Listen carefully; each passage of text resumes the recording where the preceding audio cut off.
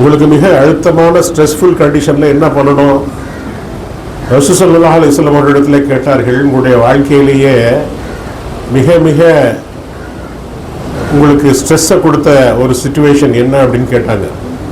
ஒரு சில பேர் சொன்னாங்க, அவங்கள உஹது போர்க்களத்தில் தாடையெல்லாம் உடஞ்சி பல்லெல்லாம் உடஞ்சி மயக்கம் போட்டு கீழே விழுந்துட்டாங்க போர்க்களத்தில், அதுதான் அவங்களுக்கு மிகப்பெரிய ஸ்ட்ரெஸ்ஃபுல் சிச்சுவேஷனாக, மிக மிக மன அழுத்தத்தை கொடுத்த சிச்சுவேஷனாக இருக்கணும்னு சொன்னாங்க. ரசூல் ஸல்லல்லாஹு அலைஹி வஸல்லம் சொன்னாங்க, இல்லை இல்லை, அது இல்லை. நான் தாயிஃப் சென்றிருந்தேன், இறை மார்க்கத்தை சொல்வதற்காக சென்றிருந்தேன், சத்தியத்தை எடுத்து சொல்வதற்காக சென்றிருந்தேன். என் கூட ஸைத் பின் ஹாரிஸா, அவர் இளைஞராக, ஒரு 13-14 வயசு இளைஞராக இருந்தார், சிறுவராக இருந்தார். அவரையும் அழைத்து சென்றிருந்தேன். அவர்கள் என்னை கேலிக்குள்ளாக்கினார்கள், நகைப்புக்குள்ளாக்கினார்கள், கல்லால் அடித்தார்கள், துரத்தி துரத்தி கொண்டு வந்தார்கள், ஊரின் எல்லை வரை கொண்டு வந்தார்கள். என்னுடைய உடம்பிலே காயம்பட்டு என்னுடைய செருப்புகள் எல்லாம் நனைந்து விட்டது, என்னுடைய காலணிகள் எல்லாம் நனைந்து விட்டது, அந்த அளவிற்கு காயமாகி விட்டது அப்படின்னு சொன்னாங்க. அந்த சிச்சுவேஷன் தான். அந்த சிச்சுவேஷனில் என்ன நடக்குது யாருக்காவது தெரியுமா? என்ன நடக்குது? அல்லாஹ் என்ன செய்கிறான்? ஜிப்ரீல் அலைஹிஸ்ஸலாம் அவர்களை அனுப்புகின்றார். ரசூல் ஸல்லல்லாஹு அலைஹி வஸல்லம் இடத்திலே கேட்கப்படுகின்றது. தாயிஃப்ங்கிறது மலைப்பாங்கான இடம். இந்த மலைகள் ஒன்றை ஒன்று மோதச் செய்து அப்படியே இங்கே இருக்கக்கூடிய இந்த மக்களை அழித்து விடட்டுமா என்று அவர்கள் கேட்கிறார்கள். ரசூல் ஸல்லல்லாஹு அலைஹி வஸல்லம் அவர்கள் சொல்கின்றார்கள், வேண்டாம் வேண்டாம், இவர்கள் வராவிட்டால் என்ன, இவர்களுடைய சந்ததியினர் வரக்கூடும், இவர்களும் பிற்காலத்தில் வரக்கூடும், இவர்களும் சத்தியத்தை ஒரு நாள் ஏற்கக்கூடும், பிற்காலத்தில் இவருடைய சந்ததிகள் வரக்கூடும் என்று சொன்னார்கள். சொல்லிவிட்டு அவர்களுடைய ஸ்ட்ரெஸ்ஸை எப்படி குறைச்சாங்க? அவர்களுடைய ஸ்ட்ரெஸ்ஸை உடனே இருகரம் ஏந்தி அல்லாஹ்விடத்திலே புலம்பினார்கள், அல்லாஹ்விடத்திலே முறையிட்டார்கள்.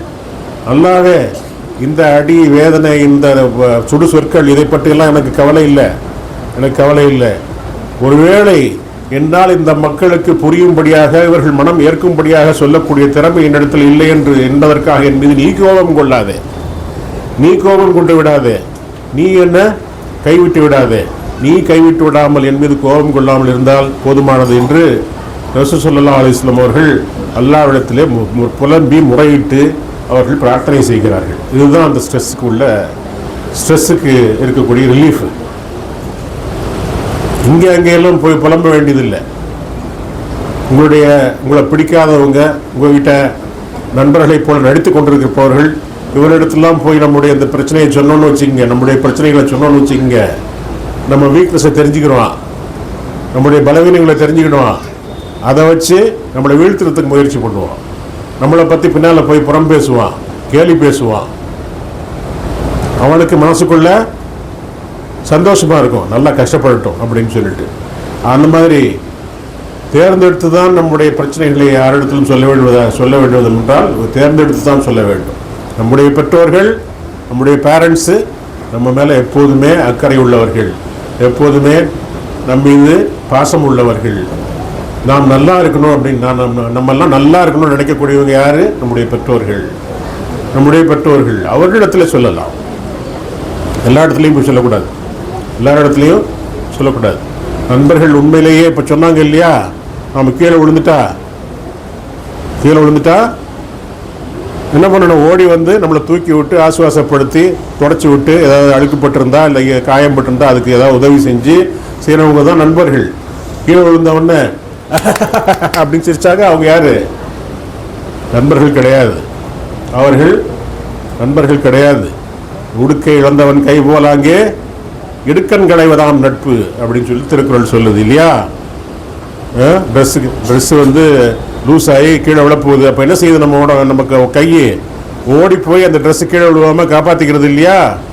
அதுபோல் சிரமம் வரும்போது, கஷ்டங்கள் வரும்போது யார் வந்து அந்த சிரமத்தை, கஷ்டத்தை போக்குறதுக்கு உதவி செய்கிறானோ அதுதான் நட்பு அப்படின்னு சொல்லிட்டு அவர் சொல்கிறார், திருவள்ளுவர் சொல்கிறார். அதுபோல் யாரிடத்திலே சொல்ல வேண்டும் என்பதும் நமக்கு தெரிய வேண்டும். இப்படியெல்லாம் இருக்கிறது.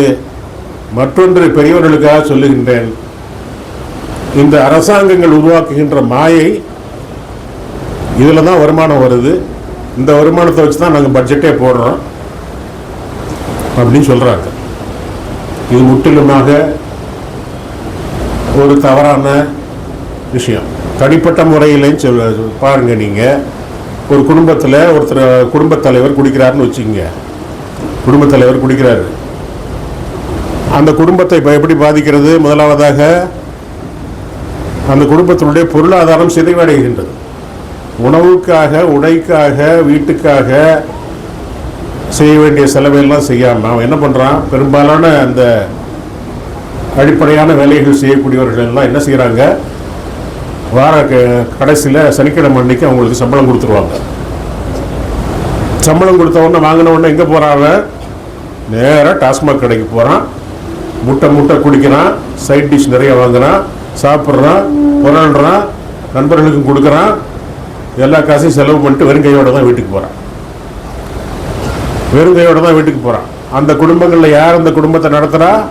அந்த வீட்டு பெண்கள் பல வீடுகளில் போய் வேலை செஞ்சு, படிப்பெண்ணாக வேலை செஞ்சு, அதில் கிடைக்கக்கூடிய சாப்பாடு, அங்கிருந்து கிடைக்கக்கூடிய சாப்பாடு, அங்கிருந்து கிடைக்கக்கூடிய பணம், இதை கொண்டு வந்து தான் அந்த பிள்ளைங்களை அந்த பெண் காப்பாற்றுகிறாள். இப்படி தான் இருக்குது. கிளாஸ் 4 லெவலில் பார்த்தோம்னு சொன்னால் இப்படி தான் இருக்குது. இது ஒன்று. குழந்தைங்க அப்பா வீட்டுக்கு வர்றாருன்னா சந்தோஷப்படுமா? குடிகார அப்பா இருக்கிறாரு, வீட்டுக்கு வர்றாருன்னு சொன்னால் சந்தோஷப்படுமா? ஐயோ, இந்த அரக்கன் வர்றான், என்ன பண்ணுவானோ தெரியல, யாரை அடிப்பானோ தெரியல, என்ன பண்ணுவானோ தெரியல அப்படின்னு ஒரு பயம், ஒரு அச்சம். இந்த மன அழுத்தத்திற்கு அந்த குழந்தைகள் ஆட்படுகின்றன, அந்த வீட்டு பெண்கள் ஆட்படுகிறார்கள். இவையெல்லாம் பாதிப்புகள். அதில் பொருளாதாரம் இப்போ தனிப்பட்ட முறையில் பார்த்தோன்னு சொன்னால் தனிப்பட்ட முறையில் பொருளாதார சிதைவு தான் ஏற்படுகின்றது. இப்போது இவனுக்கு வியாதி வந்துச்சு, தமிழ்நாட்டினுடைய இன்ஃப்ராஸ்ட்ரக்சரில் ஹெல்த் ரொம்ப நல்லா தானே இருக்குது. ஒவ்வொரு வில்லேஜ்லேயும் பிரைமரி ஹெல்த் சென்டர் இருக்குது, ஆரம்ப சுகாதார நிலையம் இருக்கிறது. அங்கிருந்து ஆரம்பித்து district level hospital, taluk level hospital, district level hospital, அதுக்கு tertiary referral centre, teaching hospital என்று பல தட்டுகளிலே தமிழ்நாட்டில் பரவலாக எல்லா இடங்களிலும் மருத்துவத்திற்கான சேவைகள் அரசாங்கங்கள், திராவிட மாடல் அரசாங்கங்கள் ஏற்படுத்தி இருக்கின்றன. அப்போது இந்த மருத்துவமனைகள்லாம் எப்படி இயங்குது? காசு இல்லாமல் இயங்க முடியுமா? அரசாங்கம் தான் காசு கொடுக்கணும். அரசாங்கம் தான் இதுக்கு தேவையான மருத்துவ உதவிகள் எல்லாம் செய்ய வேண்டும். ரீஹாபிலிட்டேஷன் சென்டர் நடத்தணும். இதுக்கெல்லாம் செலவாகுது. குடும்பமும் வறுமைக்கு ஆட்படுகின்றது, அரசாங்கமும் செலவு செய்ய வேண்டியிருக்குது. இது மாத்திரமா? அவனுக்கு ஏற்படக்கூடிய வியாதி மாத்திரமா? இவன் குடிச்சிட்டு ஓட்டும் போது விபத்துகள் ஏற்படுகிறது. அந்த விபத்தினால் பாதிக்கப்பட்டவர்கள், காயம்பட்டவர்கள், இவர்களுக்கு மருத்துவ சேவை செய்ய வேண்டியிருக்கின்றது. இவனே வேலை செய்யும் போது, குடிச்சிட்டு போய் வேலை செய்யும் போது கையை மிஷினுக்குள்ள விட்டுக்கிறான், இவனுக்கு அதனால பாதிப்பு வருது. இதுக்கும் மருத்துவம் செய்ய வேண்டியிருக்கிறது.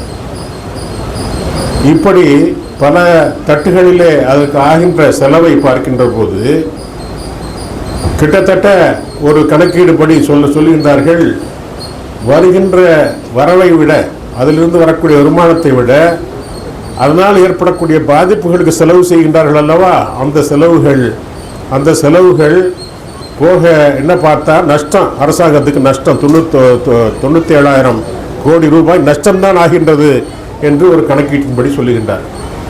நஷ்டம்தான் ஆகுது அப்படின்னு சொல்கிறாங்க.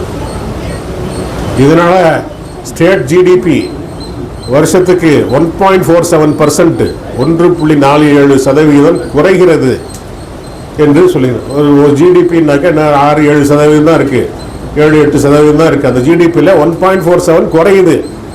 இந்த சாராயத்தினால், இந்த மதுவினால், போதையினால் குறைகிறது என்று கணக்கீடு சொல்லுகின்றது. ஆக இது உண்மை கிடையாது. இதனால தான் வருமானம் வருது, இதனால தான் அரசாங்கத்தை நடத்தணும் அப்படிங்கிறது உண்மை கிடையாது. இது ஒரு மாய தோற்றம், மாயை. சாராய முதலாளிகளும் அந்த லாபியிஸ்ட், ஆல்கஹால் மற்றும் போதைப் பொருளுடைய லாபியிஸ்ட் நடத்தக்கூடிய ஒரு பிரச்சாரத்தின் உத்தியின் மூலமாக இதனை எஸ்டாப்ளிஷ் பண்ணிட்டு இருக்கிறாங்க. இந்த மாதிரி வருமானம் போயிடும், அரசாங்கம் நடத்த முடியாதுன்னு சொல்லிட்டு. ஆக இப்படிப்பட்ட ஒரு தீமையிலிருந்து நாம் எல்லாம் விடுதலை பெற வேண்டும். அந்த விடுதலை நாளையும் நாம் கொண்டாட வேண்டும். இன்ஷா அல்லாஹ் அப்படிப்பட்ட ஒரு சூழ்நிலையை அல்லாஹ் தஆலா ஏற்படுத்தி தந்தருள் புரிவானாக. நாம் எல்லாம் இறையச்சமுடையவர்களாக எல்லா சூழ்நிலைகளிலும் மறைந்திருந்தாலும் ஒளிந்திருந்தாலும் தனிமையில் இருந்தாலும் ஒன்றாக இருந்தாலும் இருட்டில் இருந்தாலும் வெளிச்சத்தில் இருந்தாலும் எந்த சூழ்நிலையிலும் அல்லாஹ் நம்மோடு இருக்கின்றான்.